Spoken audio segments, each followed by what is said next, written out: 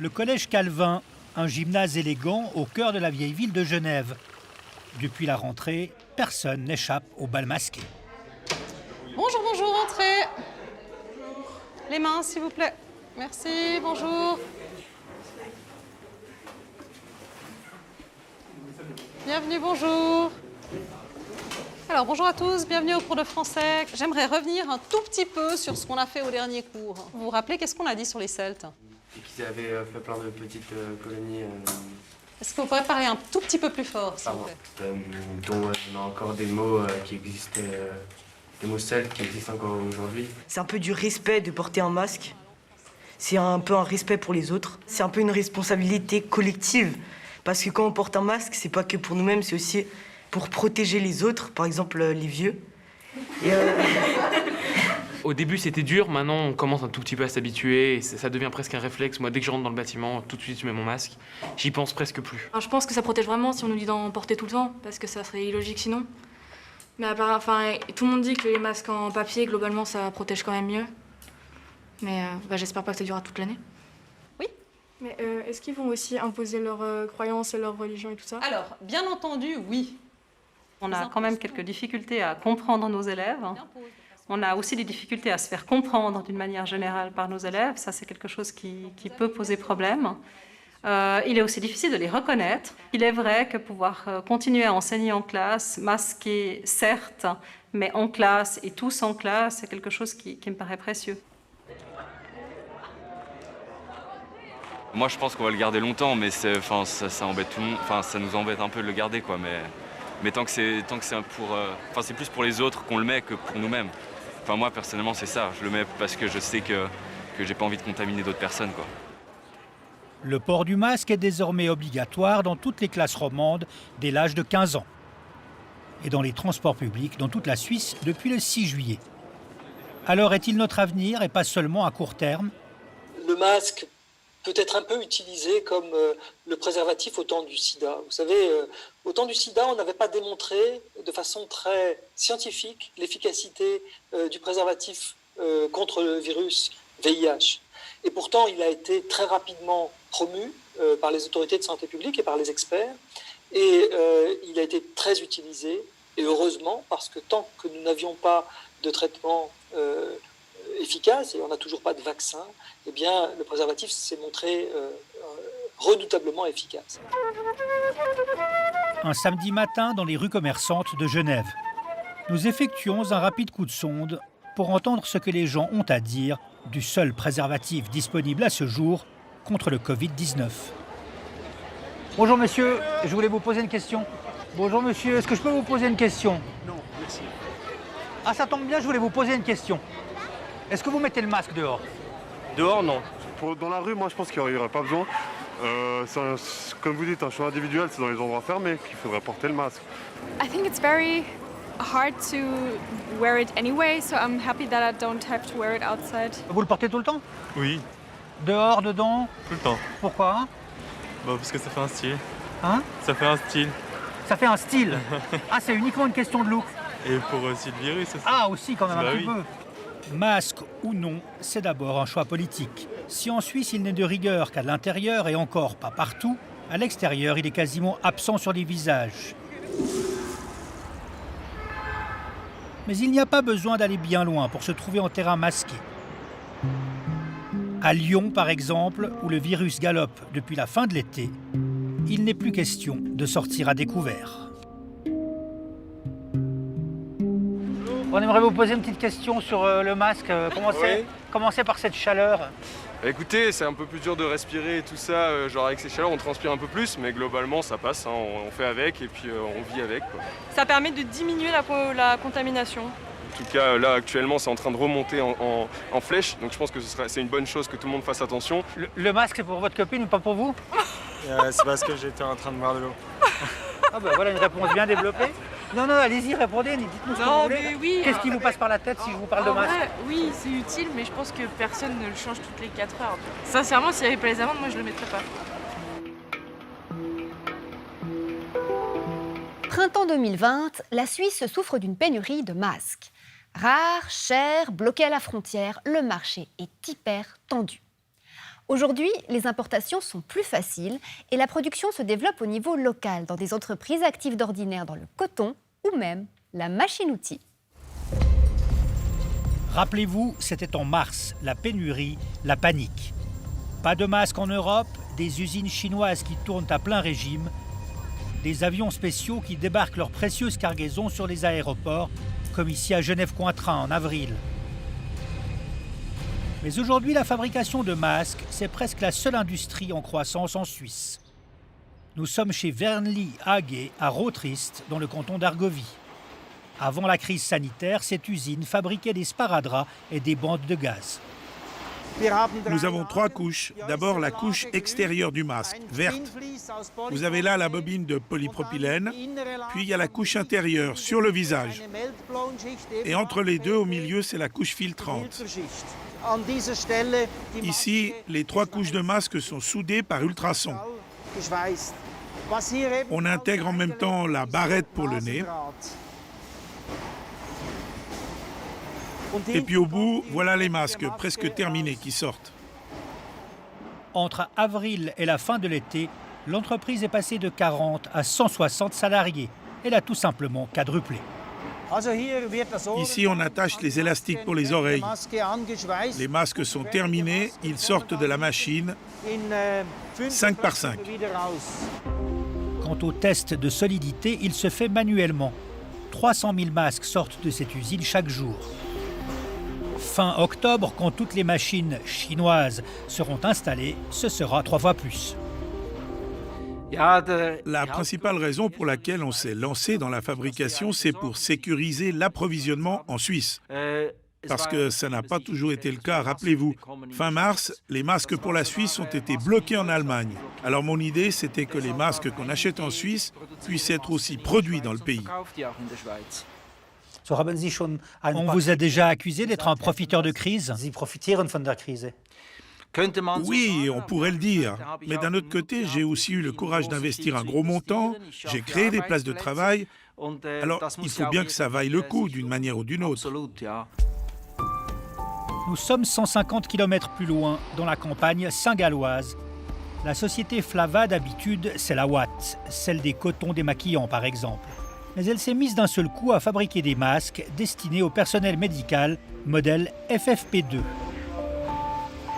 Entre le directeur et nous, pas de Watt, mais un vitrage en plexiglas. Une seule question, pourquoi ces masques seraient-ils meilleurs que ceux qui sortent des usines chinoises? A priori, on ne peut pas le dire justement, car la qualité doit correspondre à une norme. Et si une entreprise chinoise y parvient, alors la qualité de son masque sera identique à celle d'un masque suisse qui correspond à cette norme. Le problème, c'est que le marché chinois nous fournit toute une série de qualités différentes, y compris des masques qui ne répondent pas à la norme. Donc pour le consommateur, c'est presque impossible de savoir ce qui est bon ou mauvais. La Confédération et le canton de Zurich ont cofinancé les nouvelles machines. Ce qui nous a d'abord motivés, c'était notre responsabilité sociale en temps de pandémie. Et puis je dois reconnaître aussi que fabriquer des masques, ça nous aide également car nos autres productions ont toutes baissé à cause de la crise.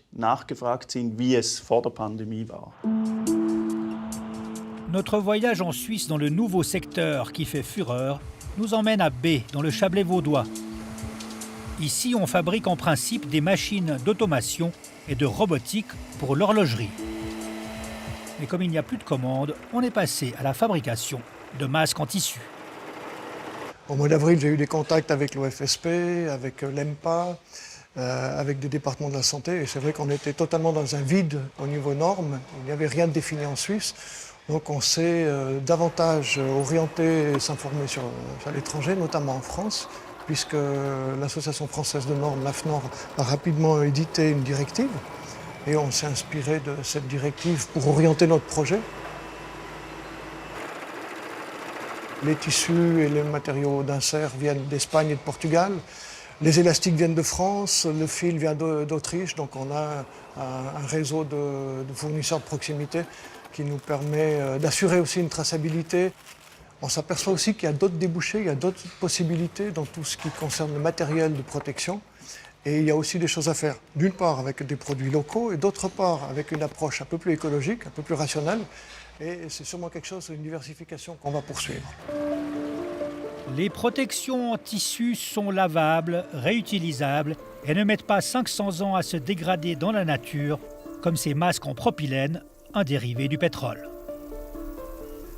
Des masques suisses pas forcément faciles à trouver sur le marché. Bonsoir Sergent Derlin. Bonsoir. C'est vous qui avez réalisé ce reportage. Alors, les masques de Vernly, les masques de Flava, ceux de Nexera-Care, est-ce qu'on les trouve dans le commerce ici ? Oui et non. Ceux de Nexera, on les trouve dans toutes les bonnes drogueries.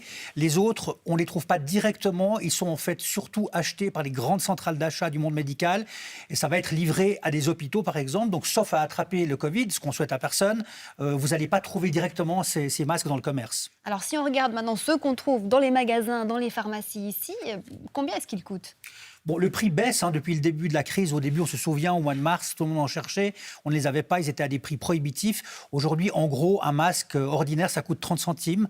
Pour les masques FFP2, plus compliqués, plus performants, mais qui sont surtout destinés au personnel médical, c'est 3,50 francs.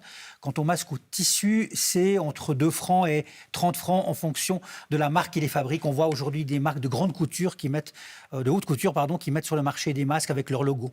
Alors, des prix qui baissent, mais un marché gigantesque, en croissance constante. Aujourd'hui, quels sont les leaders de ce marché mondial ? Alors, j'ai fait un petit calcul en venant pour avoir une idée de la taille de ce marché. Si on respecte bien les règles, donc à peu près 2 masques par jour et par personne en Suisse, pour les personnes actives qui vont voyager, pour aller au travail, etc., 300 millions de masques par mois. Donc on voit bien l'énormité de ce marché. Là, on parle que de la Suisse. Et il n'est pas couvert par la production nationale. Donc aujourd'hui encore, l'écrasante majorité de ces masques sont produits en Chine par des centaines, des milliers d'usines. Alors il n'y a pas une usine plus qu'une autre qui a établi son nom ou sa marque.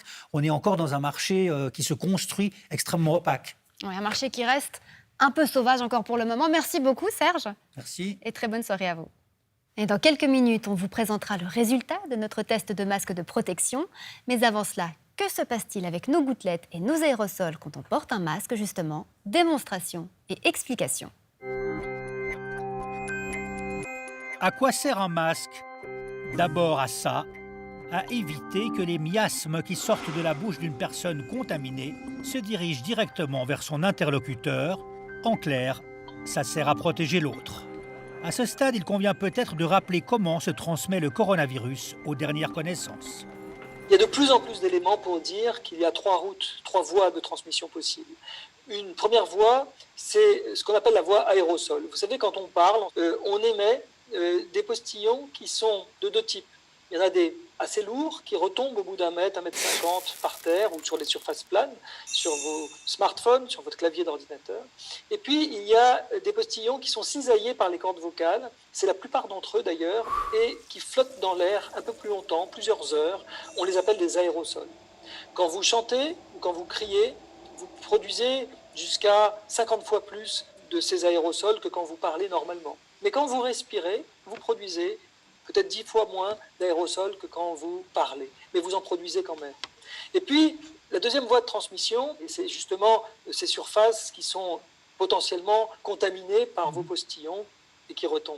Et puis la troisième voie de contamination, c'est la voie qu'on va dire directe ou balistique, c'est-à-dire si vous éternuez ou si vous toussez sur quelqu'un qui est proche de vous, à moins de 1 mètre ou 1,50 m, vous risquez de le contaminer par vos postillons directs. Ça, c'est les gouttelettes, ce qu'on appelle les gouttelettes. Un aérosol, c'est un peu mystérieux. Mais il existe un moyen très simple de le visualiser. Mais il y a un aérosol qu'on connaît tous très bien, c'est la fumée de cigarette. La fumée de cigarette, vous voyez bien que dans un espace clos et mal ventilé, le nuage reste assez longtemps, plusieurs minutes, parfois plusieurs heures, si jamais il est vraiment très mal ventilé. Donc le masque ne suffira pas à éviter tout risque de contamination dans un cas comme ça. Il vaudra mieux avoir en plus du masque un espace bien ventilé, un espace où il n'y a pas trop de monde et donc pas trop de risque que plusieurs, non pas fumeurs cette fois-ci, mais plusieurs porteurs du coronavirus soient présents dans la salle. Et puis ne pas rester trop longtemps, ne pas trop chanter, ou crier, puisque ça dégage beaucoup d'aérosols. Sur les masques, on a tout entendu et son contraire, y compris dans la Berne fédérale. C'est inutile que tout le monde porte des masques. Évidemment, les masques peuvent aussi jouer un rôle. 6 mois après le début de la crise, c'est à peine plus clair pour les autorités fédérales et toujours pas obligatoire dans l'espace public, à part dans les transports et les magasins. Les pays voisins sont pourtant beaucoup plus sévères que nous. Alors pourquoi cette différence ? Je ne vais pas me prononcer là-dessus. L'important, c'est que les mesures qui soient prises dans un pays correspondent à la culture du pays. Nous, on a une culture en Suisse qui est la culture du fédéralisme, qui est la culture aussi de l'autoresponsabilisation. On responsabilise l'individu, mais on responsabilise aussi les employeurs, dont tous doivent respecter certaines règles et mettre en place des mesures qui permettent de prévenir et de réduire la propagation de ce virus pour éviter qu'on ait de nouveau à avoir affaire à un lockdown, de mesures encore plus contraignantes. Pour comprendre l'utilité du masque, arrêtons-nous sur cette infographie. Premier cas, 2 individus sans masque à moins d'1 mètre, niveau de protection 0. Deuxième cas, un malade du Covid ne porte pas de masque, l'autre personne oui, niveau de protection faible. Troisième cas, le malade porte un masque qui retient ses expectorations, mais l'autre personne n'en porte pas, niveau de protection moyen à bon. Dernier cas, les 2 personnes portent le masque, niveau de protection quasiment 100%. Pour une protection optimale, essentiel de porter son masque correctement, on en parle avec vous, Olivier Cochereau. Bonsoir. Bonsoir. Alors, vous êtes le responsable des soins du groupement hospitalier de l'Ouest Lémanique. Question très simple, comment est-ce qu'on porte un masque correctement ? Alors pour commencer déjà, on se désinfecte les mains parce que c'est évidemment ça l'essentiel et ça qu'il faudra reproduire tout au long de la journée. Et puis après, on prend les deux élastiques, on va mettre la petite barre en aluminium évidemment au niveau du nez. Et puis là, on va bien plaquer la petite barre au niveau du nez et on va appuyer jusqu'au bout pour bien garder l'étanchéité en mettant le masque bien sous le menton.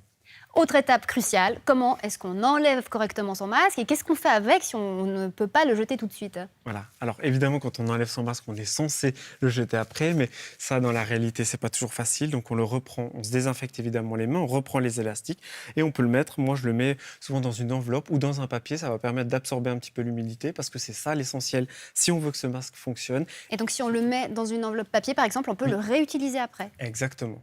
Ça a l'air extrêmement simple comme ça. Et pourtant, j'aimerais bien qu'on regarde ensemble une petite vidéo qui a été faite par Léo Monferrini. C'est un jeune TikToker fribourgeois, un petit florilège de toutes les erreurs qu'on commet à peu près tous au quotidien.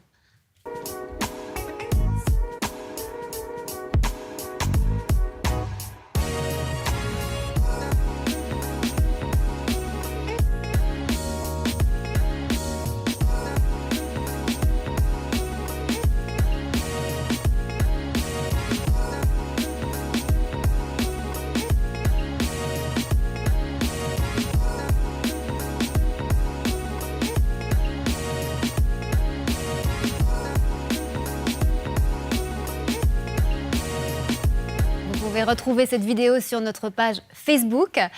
Olivier Cochereau, si on regarde les choses dans le détail maintenant, premier exemple, le masque sous le menton, sous le nez, on peut ou on ne peut pas ? On ne peut pas. Le masque, on ne doit pas le manipuler. Alors évidemment, si on le met sous le nez, on va probablement toucher la zone bleue, qui est la zone de l'extérieur, au niveau des voies aériennes et des muqueuses, et c'est là qu'on se contamine. Donc ça, c'est évidemment interdit. Le masque qui pend à l'oreille aussi, c'est quelque chose qu'on voit beaucoup. Ça, est-ce qu'on ose le faire pour boire, pour manger quelque chose ? On n'ose pas le faire non plus, parce qu'évidemment, si le côté bleu se retourne, là, il va évidemment toucher notre partie du visage et c'est là où on va aussi probablement être contaminé. Et les élastiques croisés derrière les oreilles ? Alors, le but d'un masque, si on veut qu'il soit efficace, il va falloir respecter l'étanchéité au niveau du visage. Donc, évidemment, si vous le croisez, automatiquement, vous allez faire rentrer de l'air. Donc, pour ça, c'est important de bien l'attacher. Alors, soit vous pouvez faire un nœud. Voilà, c'est ça, parce que souvent, on fait ça quand le masque est trop large, quand il est trop large. Exactement, ça arrive. Alors, soit vous pouvez faire un nœud, vous pouvez tout à fait faire un nœud au bout de votre masque pour qu'il soit bien maintenu. Soit vous avez des petites choses comme ça. C'est 2 étudiants nyonnais qui ont fait ça. Et puis là, ça vous permet d'accrocher votre masque et puis de bien le tenir, de bien le tirer en fait vers l'arrière, d'accord, pour bien que ici, au niveau de l'étanchéité, ça soit bien fermé. Donc ça, c'est des petites choses qu'on peut tout à fait faire. Et puis quand on l'enlève, très fréquemment, on le met au coude, voire on le met directement dans sa poche. À proscrire aussi. À proscrire aussi. Alors, on le tient par les élastiques. Ça permet de le faire aérer aussi. Mais on évite de le mettre dans sa poche parce qu'on contamine évidemment sa poche. Et puis, au niveau du coude, c'est vrai que les frottements avec les vêtements, ça va évidemment abîmer les filtres qu'il y a au niveau du masque. Franchement, tout ça, c'est extrêmement contraignant. En plus, on est censé changer son masque toutes les 4 heures. Honnêtement, personne n'arrive à respecter toutes ces règles tout le temps. S'il y avait un seul conseil que vous devriez donner pour un port optimal du masque, ce serait lequel? C'est effectivement très difficile de respecter l'étanchéité, l'humidité, etc. du masque. Donc l'essentiel, c'est de se laver les mains. C'est vraiment le principal. Tout ce que vous touchez, il faut toujours vous laver les mains parce que sinon, vous êtes constamment en contact avec le visage. Donc un lavage des mains, un petit désinfectant. À la maison, on fait avec du savon, mais c'est vraiment l'essentiel à faire toute la journée. Ouais, donc finalement, bien se laver les mains pour bien porter son masque et protéger tout le monde. Merci beaucoup Olivier Cochereau et très bon retour à vous du côté de Nyon. Quelle différence entre ce masque bleu et ce masque bleu? À vue d'œil, aucune. Et pourtant, celui-ci n'est pas efficace, celui-ci, oui. Pour le consommateur, le seul moyen de s'y retrouver, ce sont les certifications. Mais attention, parfois, c'est vraiment du chinois. Aujourd'hui, les masques, on les trouve partout. Nous sommes dans la bonne ville de Holton, canton de Soleure, et nos achats sanitaires du jour nous emmènent tout d'abord chez un géant orange, puis chez son principal concurrent, enfin dans une petite pharmacie bien achalandée.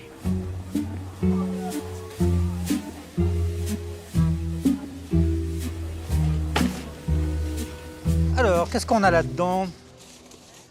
Déjà, il y a le logo CE et la norme EN 14683, qui est la seule à laquelle on peut se référer en Europe. Ça nous dit masques chirurgicaux, mais tout ça est tamponné en Chine, donc il n'y a pas de certification européenne à l'importation. La notice en chinois ajoute à la confusion au lieu de la dissiper. Celle-ci, par exemple, indique que le masque protège de la poussière, du vent et même du tourisme. Mais rien sur le virus. Ce n'est pas que les masques soient forcément déficients, mais il est en effet difficile de savoir ce qu'on a acheté. C'est même confus pour nous. On est censé être spécialistes là-dedans. Et on s'y perd entre les différentes normes, entre les masques qui sont testés, qui sont mal testés, avec défaut, avec toutes les panoplies possibles en fait, de situations sur le marché. Alors à quoi le consommateur doit-il se fier? Alors il y a des normes qui sont spécifiques à ces masques. Il y a une norme en particulier, qui est la 14683, qui définit les performances de ce type de masque et puis va détailler 3 niveaux de performance pour ces masques, avec des objectifs différents en termes de filtration, en termes de résistance, par exemple, justement à la pénétration des particules, le fait de pouvoir bien encapsuler les particules qui sont émises, et puis aussi la résistance, typiquement la résistance du passage de l'air, donc le confort à la respiration. Impossible de faire la différence à l'œil nu entre le bon et le mauvais masque. On peut avoir des surprises, quelque chose qui a vraiment l'air solide et tout ça peut être une véritable passoire. Quand on fait des tests là-dessus, il n'y a que les tests finalement qui nous permettent de vraiment s'assurer que le masque en question, il est conforme. Donc ça veut dire que la personne qui remet finalement sur le marché, donc ça pourrait être l'importateur, le revendeur, le représentant finalement, c'est à lui qu'incombe finalement cette responsabilité d'assurer de la conformité du masque. Ce n'est pas le fabricant qui peut être en Chine ou n'importe où, puis effectivement dans sa boîte il va vous mettre des petits papiers en chinois, on ne lit pas le chinois, ça ne nous intéresse pas. On peut encore pousser l'explication un peu plus loin avec tous ces masques qui se ressemblent comme deux gouttelettes de Covid. On voit qu'en termes de construction, en termes de visibilité, ça va être extrêmement difficile de faire la différence, alors qu'il y a des différences en termes de performance entre tous ces masques-là. Et c'est quoi les différences ? Alors, celui-ci, c'est la catégorie 1, c'est quelque part la plus basse des masques certifiés au niveau médical. Ils ont un objectif de filtration. Donc le média filtrant, la partie ici, cette couche-là, on va la tester pour qu'elle retienne 95% des postillons, des particules que l'on va émettre quand on va respirer, dans une optique de protection du patient qui serait de l'autre côté. Le niveau 2, on est à 98% comme objectif de filtration, donc on augmente un peu. Puis ici, c'est le niveau 2R, qui est finalement le plus haut de la norme, où là, on va avoir à la fois une performance de 98%, mais on va aussi tester la résistance au fluide. Donc typiquement, si j'éternue à l'intérieur de ce masque, on va tester la capacité de ce masque à retenir l'éternuement à l'intérieur. Reste à savoir jusqu'à quand nous devrons vivre avec cette barrière devant le visage. Dans les milieux clos, on peut dire que le masque n'est probablement pas suffisant, on pourra revenir là-dessus, mais il sera certainement nécessaire, en effet, jusqu'à la sortie de l'hiver au moins. La certification est non seulement complexe, mais elle s'est aussi montrée défaillante. Il y a quelques mois, même l'armée y mettait sur le marché des masques avec une certification erronée. Le seul moyen d'être sûr de l'efficacité des masques, c'est donc de les tester. ABE l'a fait avec On en parle et Kassensturz. Regardez comment. À notre demande, un laboratoire à Vienne, en Autriche, a testé des masques. Sur ce masque médical en propylène, on va éprouver son étanchéité aux éléments extérieurs.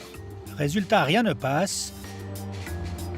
Celui en tissu, par contre, n'est pas étanche. Derrière le masque, le buvard a reçu du liquide. Deuxième examen. En plaçant un masque dans cette machine, nous allons simuler au moyen d'une solution d'eau salée la diffusion d'un aérosol vers l'extérieur afin de mesurer la capacité de filtration du masque. Le laboratoire a parlé et pour détailler ses résultats, nous retrouvons notre spécialiste S-Test. Bonsoir Stéphane Fontanet. Bonsoir Linda. Alors vous avez fait analyser 16 masques qu'on trouve sur le marché suisse, 8 masques en tissu, 8 masques de type chirurgical, selon quels critères ? Alors, 3 critères, la perméabilité à l'air, la filtration des particules d'1 micromètre et puis la résistance aux éclaboussures. On va commencer avec les masques en tissu et là, les résultats sont catastrophiques. En fait, ils échouent tous au test. Oui, ils échouent tous. Le premier, par exemple, Osan, acheté au Do It Migros 9,95. C'est un masque qui provient de Chine, comme beaucoup de ces masques. Il a la particularité, c'est qu'on peut changer les filtres. Eh bien, il échoue, il filtre bien les particules, mais par contre, il est très mauvais, question perméabilité à l'air. Ça veut dire qu'on a de la peine à respirer quand on le porte, en fait. Exact. Et puis, ce qui va se passer, c'est qu'on va l'ôter rapidement parce que c'est désagréable. Un résultat insuffisant. Insuffisant aussi. Le masque acheté 9,95 chez Manor, il ne filtre que 60% des particules alors que la limite du test est à 70. C'est encore pire avec celui de la COP qui ne fait que 38% de filtration. Et encore moins bon avec celui de la Migros qui ne retient que 10% des particules insuffisantes. Et pourtant, celui de la Migros, il est là et c'est écrit sur l'emballage qu'il répond aux critères de la Task Force Suisse Covid. C'est les critères utilisés pour ce test. Preuve est faite que ça ne marche pas vraiment. Ça ne marche pas. La Migros, pourtant, nous confirme que oui, il a bien réussi ce test. Pourtant, il échoue largement. Alors, on a encore 4 masques en tissu et ceux-ci, ils ne répondent pas à 2 critères sur 3, donc ils sont carrément mauvais. Ils sont mauvais pour les éclaboussures et puis la filtration. Les éclaboussures, donc c'est ce qu'on projette quand on éternue. Exact, tout à fait. Alors, mauvais résultat pour Nexeraker, pour les éclaboussures et la filtration, qui n'est mesurée qu'à 34%. Mauvais aussi pour Face Mask, avec 22% de filtration. C'est encore pire pour Mascop, le plus cher du test à 29,95, 16% de filtration et toujours un échec sur les éclaboussures. Et enfin, Swiss Mask, 14,4% de filtration et aussi échec au test des postillons. Ouais, donc tous les masques en tissu de l'échantillon ne passent pas le test. On passe maintenant aux masques en polypropylène, donc ceux-ci. Et là, on commence par les bons parce qu'il y en a quelques-uns. Oui, il y en a 4 qui sont bons. Donc, ils sont vendus par paquet de 50. Donc, on a ramené le prix à la pièce. Alors, c'est le cas pour le masque acheté chez Lidl, 32 centimes pièce, 95% de filtration. C'est aussi le cas pour celui de la Coop, 97% de filtration, aussi 32 centimes. Celui de la Migros est aussi bon, il retient 99% des particules.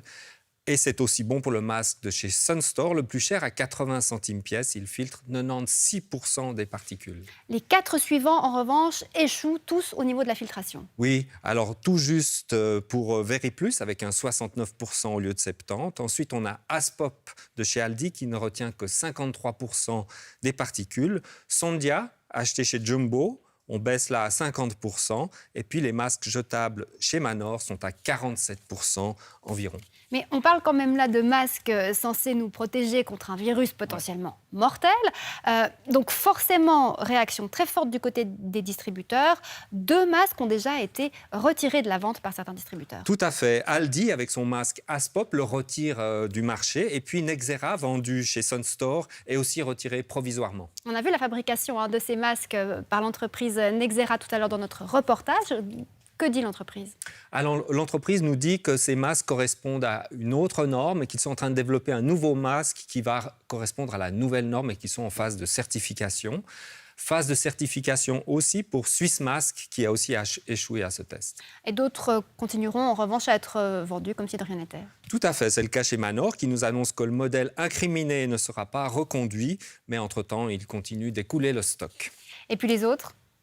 Les autres, ils nous ont bombardé de certifications obtenues auprès des fabricants et puis ils nous indiquent qu'ils répondent aux exigences légales, que leurs masques ne sont pas des dispositifs médicaux certifiés, voire que leur efficacité n'est pas confirmée. Mais alors on se demande pourquoi ils les vendent. Merci beaucoup Stéphane pour vos lumières. Très belle soirée à vous. Et évidemment, vous retrouvez toutes ces informations en détail sur notre site abe.ch et sur notre page Facebook. Bonsoir Mauro Poggia. Bonsoir. Vous êtes conseiller d'État à Genève, responsable de la santé. Alors 12 masques sur 16 qui ne répondent pas aux critères de la Task Force Suisse Covid d'après notre test, est-ce que ça vous inquiète ? C'est interpellant, bien sûr, parce qu'un masque doit être efficace dans tous les sens du terme, d'autant plus qu'il y a une campagne qui est appuyée au niveau national pour le port du masque, on le sait, il est obligatoire dans certaines circonstances, recommandé dans d'autres. Je suis rassuré de voir que les grandes filières de distribution ont en tout cas des masques qui sont efficaces, mais c'est vrai, notamment en ce qui concerne les masques en tissu, on doit se poser des questions sur l'origine, la fabrication, le matériau utilisé. Alors, les infections augmentent. Partout, on serre la vis. À Genève, vous prévoyez même d'encadrer les fêtes à la maison. Ça va très loin. Est-ce qu'il ne faut pas aussi renforcer le contrôle de la qualité de ces masques qui sont, comme vous le dites, au cœur de la stratégie de prévention contre le Covid ? Il faut bien se rendre compte que ces masques sont importés directement par des firmes sans qu'il y ait un contrôle à l'entrée et à la frontière, contrairement à d'autres produits pharmaceutiques. Donc c'est vrai qu'il faudrait être partout. Je pense que le contrôle, s'il y a un contrôle qui doit être mis en place, c'est d'abord par un label obligatoire, après une homologation par l'Office fédéral de la santé publique. Ça doit se faire au niveau national. On comprend bien qu'une firme ne peut pas homologuer ses masques dans 26 cantons. Il faut qu'il y ait un contrôle au niveau national et qu'ensuite les cantons puissent avoir quand même une confiance sur le matériel vendu. Alors, on a vu donc que beaucoup de masques ne sont qu'à moitié efficaces. Quelle conclusion est-ce qu'on en tire ? On arrête de porter des masques, tout simplement ? Non, certainement pas, et surtout pas. Surtout pas. Je pense qu'il faut rappeler que le masque sert d'abord à protéger les autres. Donc le fait de porter un masque, de toute évidence, évite de postillonner sur les personnes qui sont autour de soi ou sur simplement des surfaces qui ensuite sont utilisées par d'autres personnes. Donc il faut mettre le masque chaque fois qu'on ne peut pas garder une distance suffisante d'1,50 m avec un interlocuteur, quitte à le mettre plus souvent qu'il ne faudrait. Je pense que impérativement, avec l'hygiène des mains, ce sont des méthodes qui doivent être encore rappelées, martelées, puisqu'il y a un relâchement de la population aujourd'hui qui se fait clairement voir. On continue à mettre les masques donc, mais vous êtes en faveur d'un label obligatoire pour garantir la qualité des masques que l'on trouve en Suisse. Merci beaucoup, Mauro Poggia. Merci à vous. Pour terminer cette émission, un peu d'évasion. On plonge dans les souvenirs de vacances, les anniversaires et les jours de fête. On plonge dans nos albums photos. Conception en ligne, impression numérique, livraison à la maison. C'est simple, mais la qualité est-elle au rendez-vous? ABE met 8 produits sur le banc d'essai. François Egère.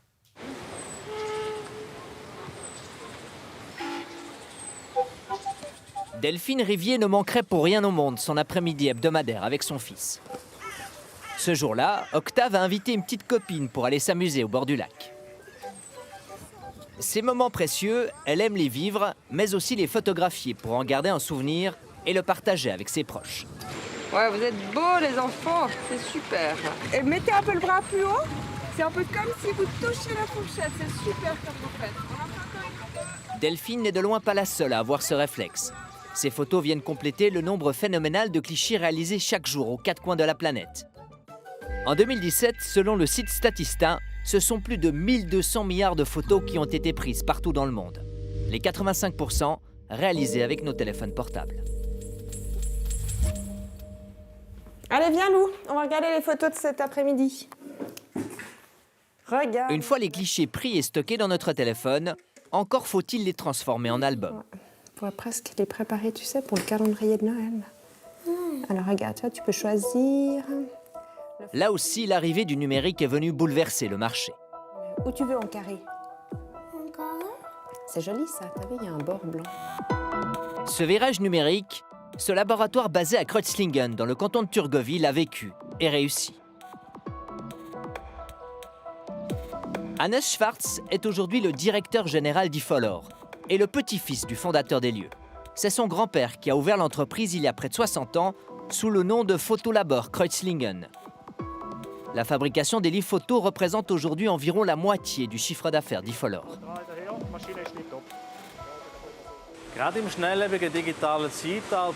Surtout à l'ère numérique, qui évolue rapidement, nous pensons qu'il est important de retrouver quelque chose à toucher. L'effet visuel des produits photographiques d'aujourd'hui est complètement différent en termes d'émotion. Lorsqu'on met ses souvenirs dans un livre photo, on revit ses souvenirs. C'est quelque chose de complètement différent en termes de sentiments et d'émotions que quand on regarde ces images sur un écran. Il n'y a pas si longtemps, la photographie était beaucoup plus complexe et nettement moins accessible. Chaque image était conservée sur une pellicule, puis envoyée au laboratoire photo pour être développée. L'opération était particulièrement onéreuse, ce qui rendait aussi le geste photographique moins frénétique et plus unique. De nos jours, la production industrielle et l'impression numérique ont remplacé les chambres noires des laboratoires. Et même si le visuel d'un tirage actuel est bien différent d'un cliché argentique, la qualité de l'image varie aussi selon la qualité de l'impression. En collaboration avec la Fédération romande des consommateurs, nous avons fait examiner 8 livres de photos dans un laboratoire suisse spécialisé. Emmanuelle Do est une experte de la technologie d'impression. À l'aide de son album photo modèle, elle a créé 8 livres identiques chez 8 fournisseurs en ligne. Au-delà de la qualité de l'album et des images, elle a aussi vérifié la rapidité et la facilité des services proposés. Alors pour avoir un beau livre photo ou alors le meilleur possible, il est important de faire attention au choix du papier, c'est-à-dire est-ce que ça va être un papier brillant, un papier mat, l'épaisseur du papier, le type de papier, mais également à la qualité d'impression que le fournisseur offre. Certains fournisseurs offrent une qualité d'impression premium. Bien sûr, ces deux paramètres ont une influence sur le prix. La qualité des livres a été testée sur plusieurs points. D'abord, la résistance. Les livres s'abîment-ils après avoir été ouverts et fermés 2000 fois? Sont-ils collés et reliés avec précision? Puis la qualité des photos. Emmanuelle Do a comparé les images des livres avec des photos de référence. Le bleu du livre correspond-il au bleu de la référence visuelle? Le noir est-il vraiment noir? La référence se trouve à droite. Autre critère testé, la conservation des images. Comment les photos se comportent-elles sous rayonnement UV? Jaunissent-elles ou les couleurs s'estompent-elles après 100 heures d'ensoleillement? Enfin, dernier point testé, la photo imprimée s'efface-t-elle ou laisse-t-elle des traces de couleur sur le verso du livre? On passe au résultat. Au plus bas de notre classement, avec une note de 6,9 sur 10, l'album produit par My Photo Book en Allemagne. Le livre contient 36 pages pour un prix total, livraison comprise, de 56,35 francs. La qualité du livre a été jugée insuffisante par le labo. Ce que nous avons pu observer, c'est qu'avec notre test de fermeture et d'ouverture du livre, la reliure adhésive a été légèrement fragilisée. Et cela est dû principalement au sens du papier qui a été utilisé, non pas de façon parallèle au dos du livre, mais perpendiculaire. Cela crée des tensions et peut fragiliser la reliure adhésive. À la 7e place, avec la note de 7,7 sur 10, on trouve l'album photo Pixum de 38 pages, livré d'Allemagne pour 64,50 francs. C'est le plus cher de notre assortiment. Les experts du labo ont jugé l'utilisation du logiciel et le processus de commande juste suffisants. Ex aequo à la 7e place, avec la même note de 7,7 sur 10, le livre photo d'Aldi Suisse. 36 pages, fabriqué aussi en Allemagne et livré pour 44,35 francs. C'est le prix le plus bas de notre test. Le laboratoire a jugé la qualité de l'image juste suffisante. L'album de 36 pages imprimé par Fujifilm en Allemagne termine à la 5e place de notre test. Il recueille une note de 7,9 sur 10. 4e, le livre de Book Factory produit en Suisse. Il obtient la note de 8 sur 10. L'album de 36 pages a été facturé 57,30 francs. Le livre photo CV prend la 3e place de notre test avec une note de 8,3 sur 10. Avec ses 38 pages imprimées en Allemagne et facturées avec la livraison 63,55 francs, c'est un des plus chers de notre choix. À la 2e place, l'album photo de Smart Photo basé en Belgique. Le livre de 36 pages obtient la note de 8,5 sur 10. Le logiciel et le processus de commande ont été évalués bons. La qualité du livre et de l'image très bonne. Et premier de notre test, avec la note de 8,6 sur 10, le livre photo Ifolor de 36 pages, produit en Suisse pour le prix de 57,85 francs. La qualité des images a été mise en avant. Elle a obtenu la meilleure appréciation de toute la sélection.